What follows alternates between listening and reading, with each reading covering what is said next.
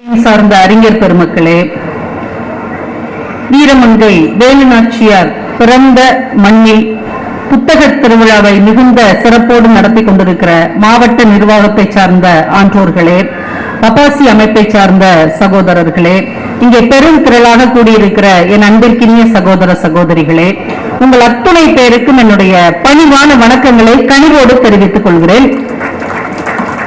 கைத்தட்டின அந்த 15 பேருக்கு ரொம்ப நன்றி. எல்லாம் அவங்க ஏமாத்திட்டு போய் விட்டுருக்காங்க.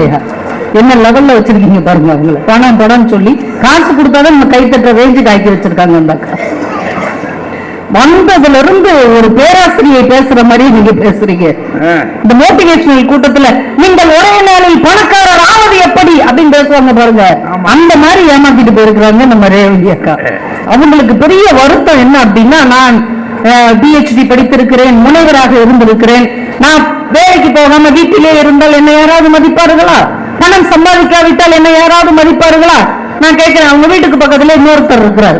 அவர் கொள்ளையடிப்பாரு, காசு கொடுத்தா கொலை செய்வாரு, ஏமாத்துவாரு, செயின் அத்துருவாரு, கோடீஸ்வரரா இருக்கிறாரு. கோடீஸ்வரரா இருக்கிறார். அவங்க தானே கோடீஸ்வரரா இருக்க முடியும்.